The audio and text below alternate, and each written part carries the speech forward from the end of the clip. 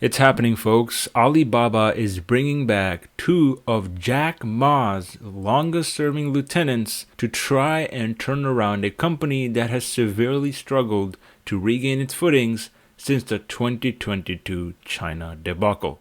As Asia's biggest e-commerce player has lost market share, saw its profits decline, and seen significant regulatory pressure from the government, investors have lost quite a lot of confidence in Alibaba's stock. However, those same investors are now shocked to learn that Alibaba's 8-year CEO, Daniel Zhang, is now out of the helm. Instead, Eddie Wu and Joseph Tsai will replace the CEO in different business aspects.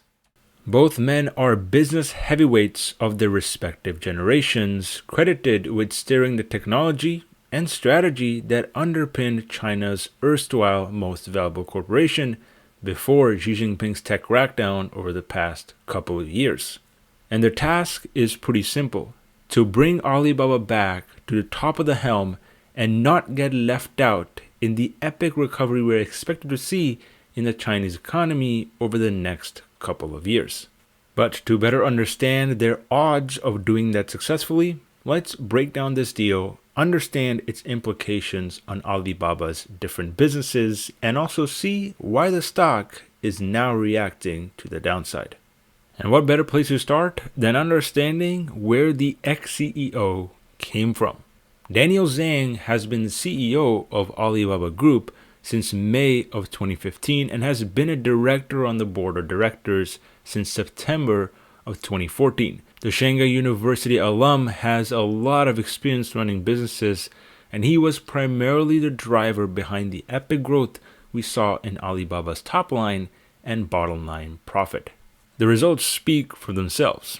Ever since he took over the company in 2015, Alibaba's revenue has grown at a compound annual growth rate of anywhere between 30 to 40%, which for a company doing revenues north of $100 billion is a pretty significant amount of growth.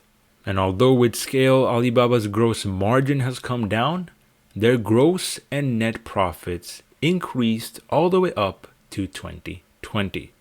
And as you can see, that revenue growth paired with the fact that the Chinese middle class are some of the fastest and most resilient consumers on planet Earth has led to the company attaining 50% market share in the Chinese e-commerce business.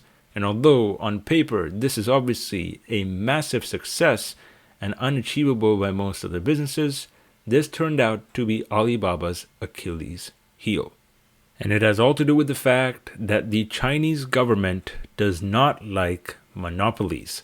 Because the Communist Party of China has run a decade or so on this capitalistic trajectory, they don't want these businesses that have thrived and put the country on the fastest growing GDP's map to gain too much power to the point where they might overthrow new businesses and end up hurting the country itself. And that right there, folks, was the number one reason we saw a tech crackdown in the first place.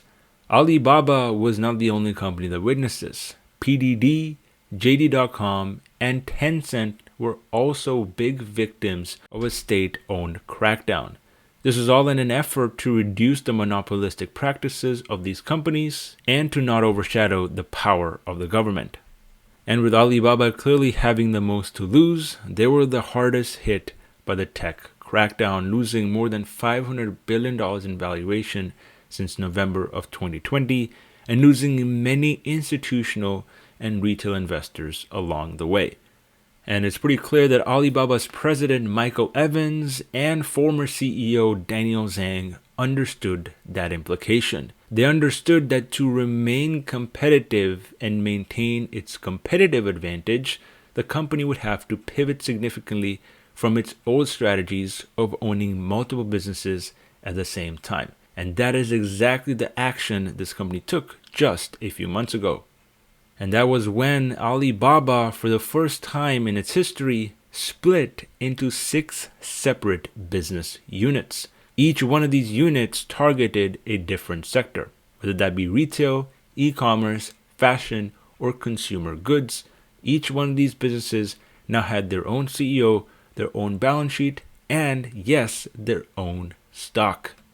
Alibaba now owns 33% of Ant Financial and 83% of a company called Lazada, which is the biggest logistics and e-commerce platform in Southeast Asia. And that's not where the party stops, because as you can see, there's a whole list of other smaller enterprises that Alibaba has owned and gained over the past 5 years.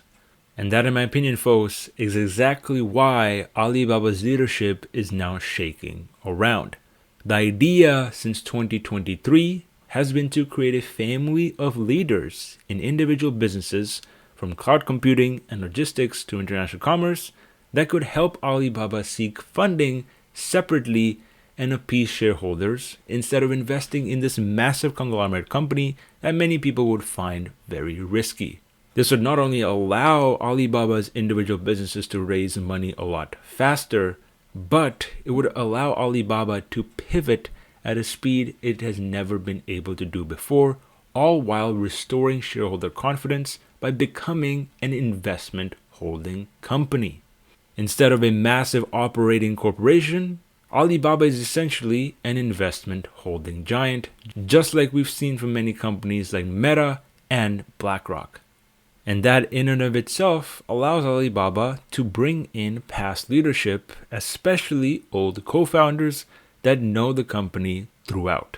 Not only are highly credentialed former co-founders becoming the chairman and CEO of the company, but ex-CEO Daniel Zhang is now going to be heading the highly dynamic cloud business. And that is a pretty big deal because it is by far the fastest growing business unit for Alibaba. All in all, these appointments come together to hint at a desire for the company to make progress in its restructuring, which we've already seen since 2022, moving the company forward towards individual IPOs and obviously growth and profitability. Not only is Alibaba challenged by slowing growth, lower market share, and a Chinese recession, but AI and the cloud business is extremely competitive, as we've seen from progress from companies like Baidu. It remains to be seen whether or not Tsai and Wu will make the right tweaks to this company to position it for growth, but this is certainly the right step in the right direction. Because from an investing point of view, Alibaba stock in the US is trading at a very cheap valuation with a forward PE of only $9. That puts the company's current PE at 22, which is way below most other companies in the US like Meta, Amazon, or let's say even Google. And with the Chinese government already having cut interest rates in the past few weeks, chances are the fiscal stimulus we've all been waiting for from the government is going to be here sooner rather than later. That's going to allow the company a good foundation to establish better growth and gaining market share, and that is exactly what I think this new leadership is going to be tasked to do. Will Alibaba resurrect the Chinese stock market and its own prospects? As usual, folks, let me know your thoughts down in the comment section below. Thank you very much for watching, and I'll catch you guys in the next one. Take care.